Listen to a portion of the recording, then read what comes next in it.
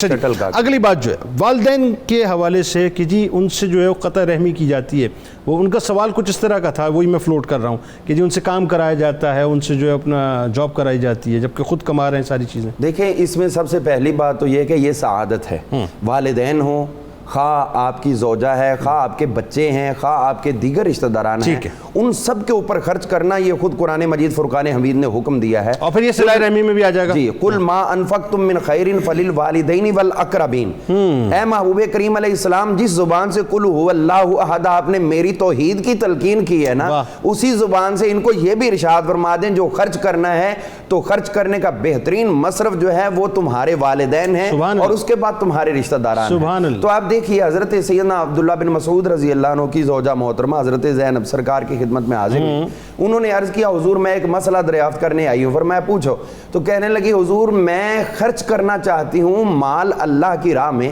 صدقہ کی صورت میں، تو میرے خامد کہہ رہے ہیں کہ یہ مجھ پہ خرچ کرو، تو میں کہتی ہوں آپ میرے خامد ہو، میں آپ کو کیسے دوں؟ تو حضور صلی اللہ علیہ وسلم نے ارشاد فرمایا زینب اپنے خامد پہ خرچ کرو، اللہ تعالیٰ تمہیں دگنا ثواب دے گا، صدقہ کرنے کا بھی اور ساتھ صلہ رحمی کا بھی۔ تو جو ہم اس کے اسباب میں دیکھتے ہیں جو لوگ صلہ رحمی کو چھوڑ کر قطع رحمی میں جاتے ہیں، تو میں بنیادی طور پر یہ سمجھتا ہوں کہ اس کے اندر اسباب و نقصانات دونوں پہ کلام کیجئے گا۔ اس میں یہ چیز بنیادی طور پر تین اسباب آ جاتے ہیں اور یہ تینوں اسباب پہلے رشتے کے ساتھ شروع ہوئے تھے، اس کے بعد یہ آگے آج تک چل رہے ہیں، تو تدارک اس کا ہونا چاہیے۔ سب سے پہلے بیس یہ ہے کہ جو کسی کے ساتھ قطع رحمی کرتا ہے اس کے اندر تکبر ہوتا ہے۔ اچھا ٹھیک ہے، تکبر کی بنیاد۔ دوسرے نمبر پر یا پھر اس کو نعمت ملی تو اس سے حسد ہوتا ہے۔ اچھا، اور تیسری چیز جو ہے دل کے اندر بلا وجہ کا بغض پیدا ہونا۔ ٹھیک ہے، تینوں اسباب بنیادی ہیں، باقی اس کے ساتھ ظاہر ہے۔ تو میں اپنے ناظرین کو یہ بات کہنا چاہوں گا کہ اگر آپ نے رشتے نبھانے تو اچھی بات کہیں سے ملے لے لینی چاہیے،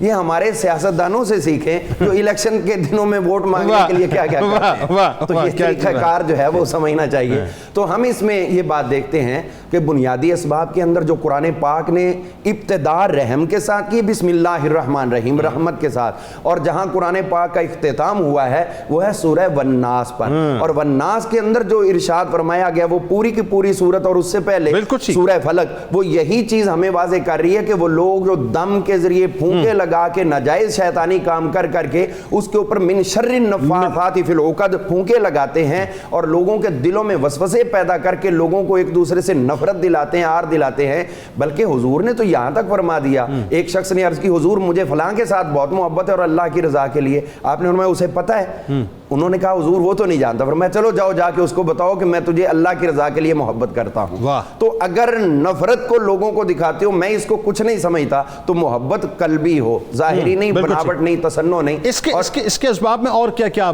اس کے اسباب میں بنیادی طور پر سب سے پہلے کوئی شخص جو ہے وہ اپنے دماغی اس نیچ پن کا شکار ہوتا ہے کہ اب میرے پاس کچھ مال آ گیا ہے، اب اس کے بعد میرے رشتہ داران غریب ہیں، میں دوسرے کو بتاؤں گا تو وہ سمجھے کہ اس کے رشتہ داران غریب ہیں، اسی لیے جنید صاحب لوگ اپنی ذاتیں تک بدل لیتے ہیں، اپنے ماضی سے پیچھا تک چھڑاتے ہیں کہ بھی میں اب بہت اونچا ہو گیا ہوں، اب غریبوں کے ساتھ نچلے درجے والے رشتہ دار، یہ بھی ایک فیکٹر ہے، بالکل ٹھیک ہے۔ تو یہ جو ذاتیں بدلنا، یعنی آپ دیکھیے وہ جو میں نے تین چیزیں بتائی ہیں وہ بنیاد میں، اور اس کے بعد کتنی بڑی بڑی بلڈنگیں نفرت کی پیدا ہو رہی ہیں۔ اچھا نقصانات اس میں آپ کے خیال میں کیا کیا؟ نقصانات میں سب سے بڑا نقصان تو یہ ہے کہ انسان تنہائی کا شکار ہوتا ہے۔ ٹھیک ہے، وہ میں نے عرض کر دیا کہ لا رہبانیت فی الاسلام، اس چیز کو دیکھے تو نماز کیا ہے؟ نماز تو گھر میں پڑھی جا سکتی، جماعت کے لیے کیوں ہے؟ اسلام لوگوں کو جمع کرتا ہے، توڑنے کا حکم نہیں دیتا۔ اسی طرح اسلامی تمام شعائر، تمام عبادات، خواہ وہ زکوٰۃ کی صورت میں ہے، خواہ وہ حج کی صورت میں ہے، کسی بھی صورت میں سب کو جمع کرتا ہے نفرت۔